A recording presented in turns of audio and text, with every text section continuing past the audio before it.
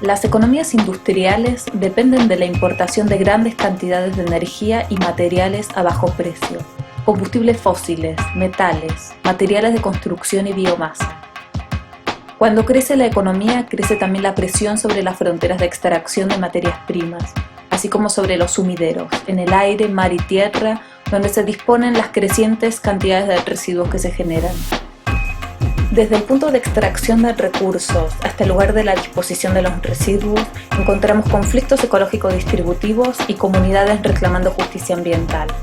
En el Instituto de Ciencia y Tecnología Ambiental de la Universitat Autónoma de Barcelona, un grupo de investigadores estudia estos conflictos, explorando las fronteras de nuestra economía.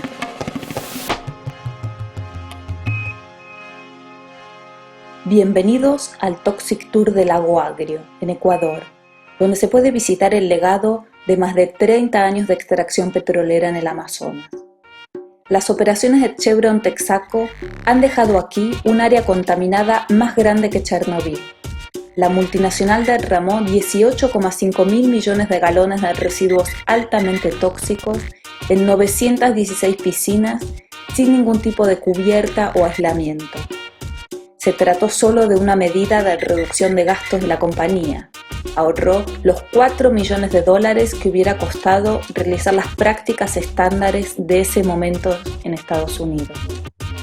Las comunidades indígenas de la región presentaron una demanda que responsabiliza a la empresa por los daños causados, incluyendo la extinción de tribus, tasas de cáncer del 60% o la contaminación de aguas y suelos. El daño potencial ha sido cuantificado por un perito nombrado por el juzgado en más de $17 mil millones que Texaco tendría que pagar a los 30.000 demandantes. Pero la extracción de petróleo continúa en la región de mano de Petroecuador. ¿Serán ellos los próximos que deberán pagar su deuda ecológica? La gente lo único que está pidiendo es que le permitan vivir con dignidad. No estamos pidiendo dinero en este juicio. Solo queremos que Texaco, hoy Chevron, repare el daño ambiental causado. Tenemos datos de por lo menos 500 personas que han muerto con cáncer o niños con leucemia. Ese dolor humano jamás se lo podrá reparar. Ni por ninguna plata del mundo que se ponga se lo podrá reparar. Hay 2 pueblos indígenas que han desaparecido. Hay otros pueblos indígenas, 4 más que están seriamente afectados por todo esto. Esa cultura, esos pueblos desaparecidos, no se los puede reparar nunca más. O sea, hay daños que son irreparables, pero al menos el daño que es reparable, que es limpiar las fuentes de contaminación, que eso es lo posible, hacer algo para recuperar la cultura de los pueblos indígenas, recuperar la dignidad, la esperanza de la gente, eso sí se puede hacer.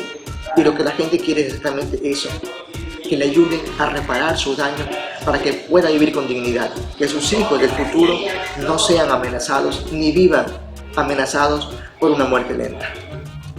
El pueblo indígena Achuar es uno de los pueblos íberos de la Amazonía y vive a ambos lados de la frontera Perú-Ecuador. En su territorio de la cuenca del río Corrientes se extrae petróleo desde los primeros años de los 70. Hoy está considerada una de las zonas ambientales críticas más dañadas del país, con altas concentraciones de hidrocarburos, bario, plomo y cloruro en los análisis de agua superficial de las quebradas tributarias y extensas áreas de la selva deforestada.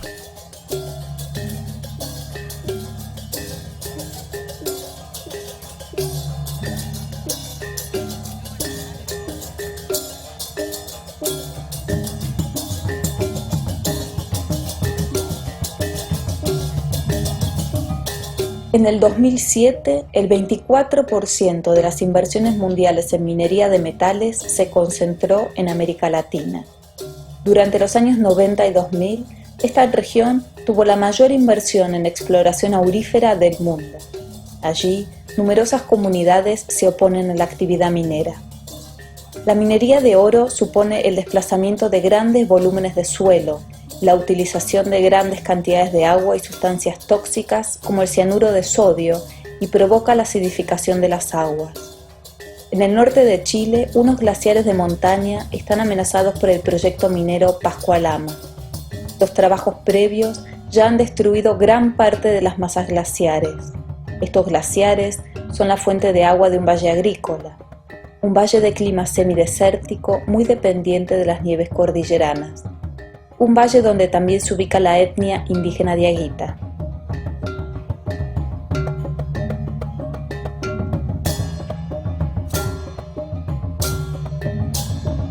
La cordillera del Cóndor se localiza en el sureste de Ecuador, en la frontera con Perú.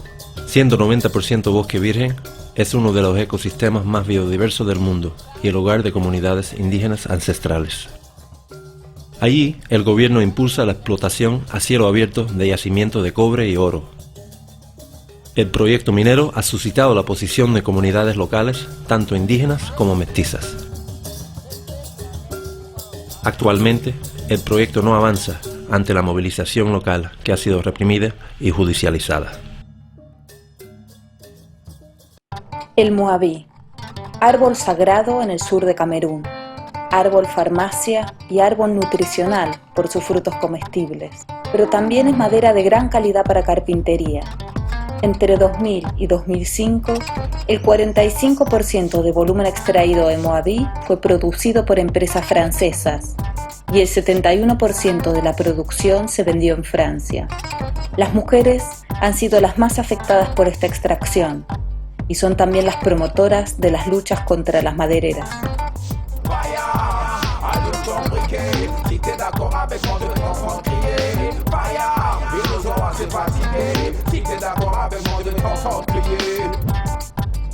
En 1975, una gran plantación de hevea para la producción de caucho se inició en la región de Kribi, en el sur de Camerún, una concesión estatal de 42.000 hectáreas. En 1978, en la misma zona, se inició otra plantación de 20.000 hectáreas de palma para aceite. Los campesinos Bulú y los cazadores recolectores Bagieli, también llamados pigmeos, son las poblaciones aledañas afectadas por estas actividades. Estas tierras eran nuestras tierras, las de nuestros ancestros.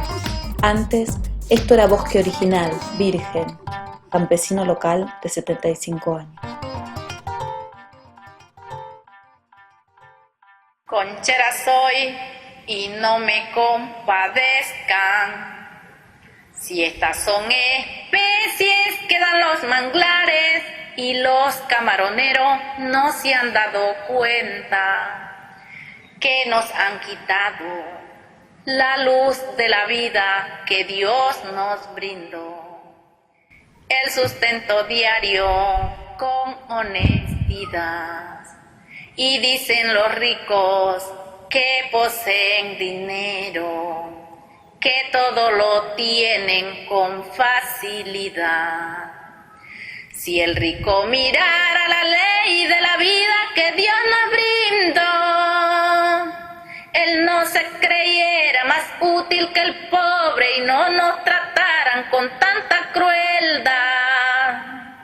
A Dios le rogaran como ruega el pobre con necesidad, que Dios le dé fuerza a seguir en la lucha y defender el manglar.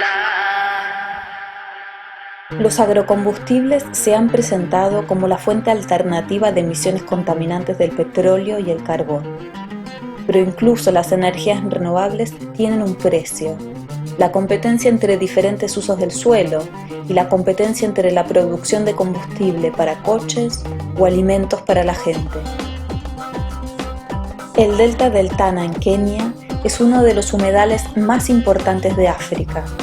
Es el hábitat de 350 especies de pájaros, hipopótamos, cocodrilos y monos en peligro de extinción. El delta está habitado por pescadores, cazadores, recolectores y campesinos. 2 megaproyectos pretenden transformar el delta en un monocultivo de azúcar. De aquí se producirá azúcar industrial y alimentario, así como etanol. Una parte de esta producción será exportada a Europa. El proyecto generará puestos de trabajo, pero también extinciones masivas, conflictos sobre el agua y la destrucción de diferentes modos de subsistencia. You know the delta? How precious the delta is? I will say it has not been given to any other community in this country except ourselves. And we can't just sit and watch you come with your fingers, destroy it, What will the red colobus do? What will the monkey bay do? What will the livestock do? We are against the project. We don't like it as a community. No. Yeah, because these kettles, we are depending on these kettles, and due to these kettles, it is from this delta. If no delta, no kettles. And if we cannot have kettles, we cannot survive at all. We need the development which will assist us in case maybe this our kettle, they are producing a lot of resources. We need marketing. We need this our milk to get somewhere. These are factories of milk and factory of skins and beef kettles. But we don't need development which we don't know and which can affect us. El gobierno de la India ha introducido un plan para producir biodiesel a partir de la plantación de Jatropha curcas en 13 millones de hectáreas. Investigadores, gobierno y corporaciones se alían para promover estas plantaciones en tierras marginales, principalmente de propiedad comunal. La realidad muestra otra cara. Grandes y pequeños campesinos han emprendido plantaciones en su propia tierra productiva, comprometiendo su soberanía alimentaria. La Jatropha es una planta supuestamente resistente a la sequía. Sin embargo, se está manifestando la inviabilidad de estas plantaciones en secano. Solo la irrigación continua parece asegurar su productividad. Los cultivos no están rindiendo y se están abandonando. El impacto en el sustento de los campesinos y su indignación ha originado un conflicto que se expresa en la retirada de los cultivos a pesar de las deudas y la lucha desigual. La expansión de la soja en el norte de Argentina está generando fuertes impactos sanitarios, económicos y ambientales. El uso de los agrotóxicos está repercutiendo en la salud de las comunidades. Esta actividad intensiva está modificando a paso acelerado los usos de los suelos, deforestando y desestabilizando la base de las economías, generando conflictos y la migración de las comunidades.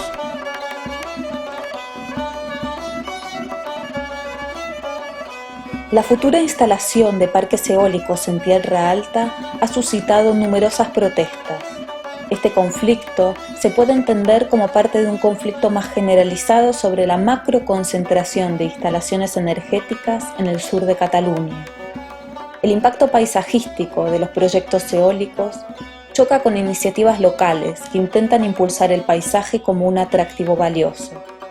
También los emplazamientos históricos están siendo revalorizados localmente. Tierra Alta ha sido uno de los principales escenarios de la guerra civil, por ejemplo, la Batalla del Ebro. Varios parques eólicos han sido proyectados sobre antiguos emplazamientos de la batalla. Residuos, desechos, basuras, campaña, Italia.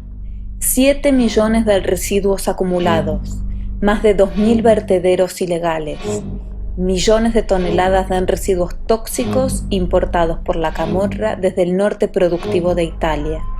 En el 2007, por este negocio, la camorra ganó 7.000 millones de euros y las empresas del norte ahorraron más de 25.000 millones de euros. Son ya más de 15 años de protestas y conflictos.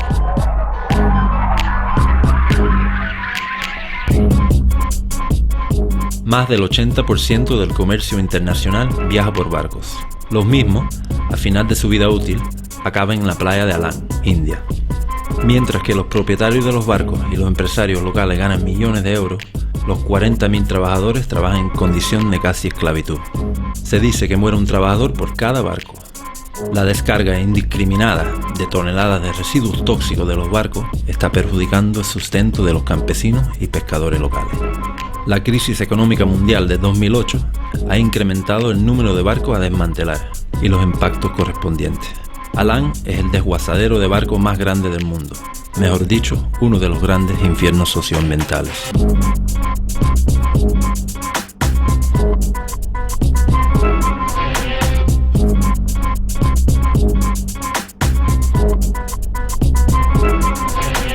Blackness